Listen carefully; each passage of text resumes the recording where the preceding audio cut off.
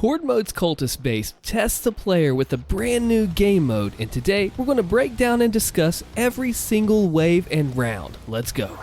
So the first wave is pretty standard. You have your totally loaded combat shotgun, nothing crazy, prowlers, doom hunter. You know, they had to throw in a super heavy just to get you used to it and get you into the flow of this game. Of course, we have the buffed full auto and the sticky bombs, my personal favorite.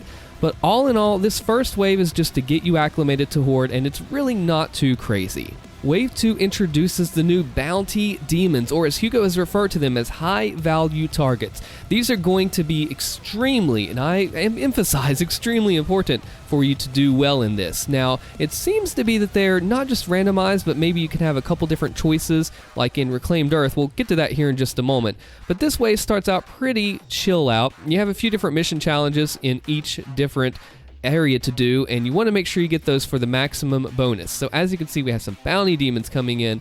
Now in this case, we have some gargoyles. They're running from me. You definitely want to get rid of these guys and get your onslaught power up, especially when it's gold for the 4x. And we'll talk more about some strategies that I have very soon in another video.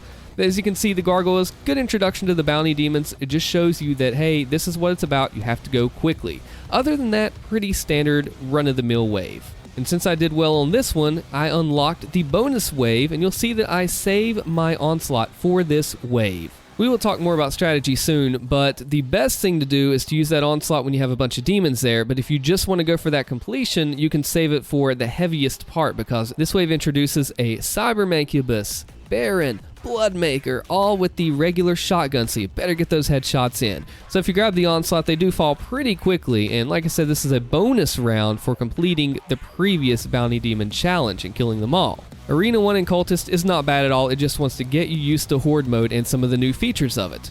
And as you can see, you do get randomized weapons at the end of each round. In my case here, I got a plasma rifle, which is probably one of the worst choices. I'm glad I had it for the spirits, but at the same time, those spirits will not hang out for every single wave, so they'll go away after a little while. Would have rather had something else though, like a SSG. Now the Blitz Round, man, this is the first time that I truly felt an arcade moment.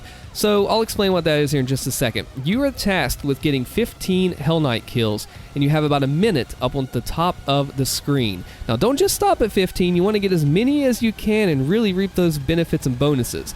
In this case, you want to use the swinging axes to be able to take them down, as well as all of your other tools in there. Now, all of the sounds and all of the intensity and speed really reminded me of an old school arcade game. You know, those old cabinets, you know, the old school style, really just intensity, speed, and excitement. So I actually do get the 15 kills, probably with a handful of seconds to spare, about 16, but I don't stop there because I want to keep on going strong. I've unlocked the bonus coin round coming up next, which, oh man, these coin rounds are brutal. So I stop in with about 21 or so kills at the very end of it all, and we're going on right to the coin round. This is brutal. 23, not bad. And those 3-ups that I thought were cut from the game, well, it put them in here as a reward. I even did a video on those things. So the gist of the coin room is to collect them all, just like you were Sanic with the rings. But you know, you have a cursed prowler coming around too. They're not going to give it to you that easily. So if you do happen to have them fade away from the gold, you can still get the silver. That's okay, still worth some points, but it's not the maximal. You're definitely going to want to have a pathway and a plan going through each of these, as I lost them to silver. But I did manage to grab all of them and get the full-on bonus, which is very nice. The coin room is absolutely a test in its own way with its own routing. The first wave of Arena 2 in Cultist is not too bad. I mean, it just, like I said, this is just trying to get you acclimated, get you built up and worked up.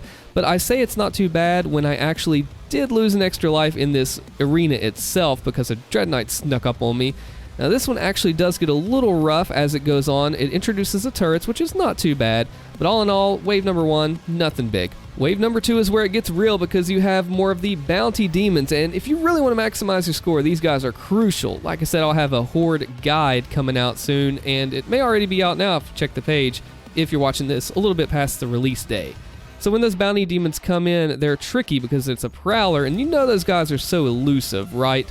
Well, you have to follow them around, try to get them. I know I was falling back way too much on the combat shotgun, which you can't do, but thankfully, once you actually try, I knew I had him missed, and he went to silver, but that's okay. So what are these onslaughts? They are the power-up, but they actually have better score multipliers if they're gold, 4x versus silver and 3x. There's also a bronze as well. All in all, Wave 2, not too bad.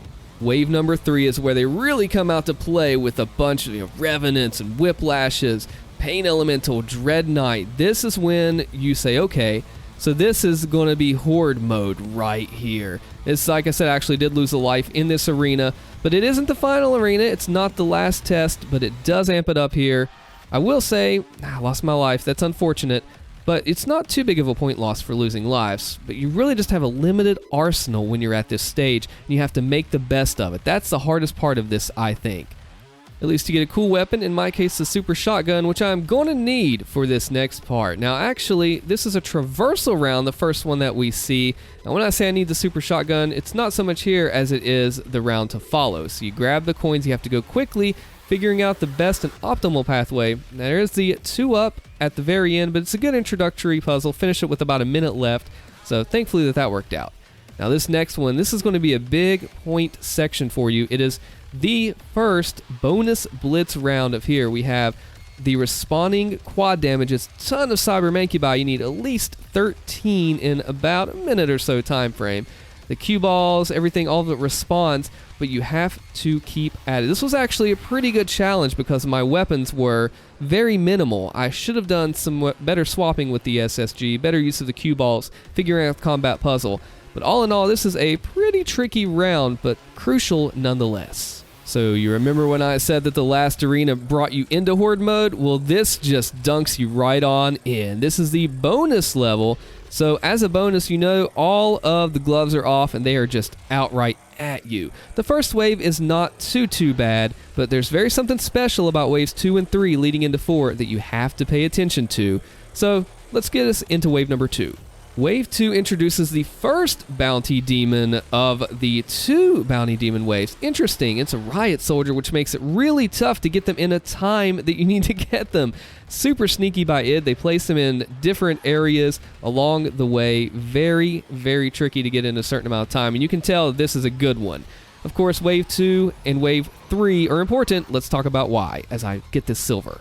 The tricky thing about Wave 3 is that it's also a bounty, and you want to hang on to those bounties and stack them up for super points, but the difficulty just amps up as you continue along into these bonus waves. So you have to make a decision. Do you use that first onslaught on wave number 3, taking the one from 3 into 4, or do you hold them both until the end for mega points added? Now the fourth one is no joke. You have to see this. We also get introduced to a Cursed Prowler outside of the challenges. And of course we have trickily placed Cyber Mancubi as the bounty demons in this round. There's only 2 of them, but man, are they rough to take down at this stage. Wave number 4 brings in a possessed Mancubus, and not only that, but introduces the Archvile. So you really want to make sure that you use your onslaught points when you need them around a lot of demons, is what I would say. Or if you need help taking down the super heavies, having that extra damage is very helpful as well. Now, being a first run, it's really tough because you don't know the placement of the Archviles and later on the buff totems. So you really have to be careful and figure out, do I want to save these for now? Where's the Archvile? What's he doing? If you don't have a microwave beam from your plasma, that spirit might hang out a little bit too. And this arena is your last chance to complete the Cultist Base mission challenges, so you better top it off if you haven't already. Cultist is merely the beginning to Horde, to get you ready for what's to come. If you want to support this channel, consider becoming a member by clicking my face here or the join button below. Cool perks and member posts await you in the member crew. My name's Allstin. Check out the next video here. Thanks for watching.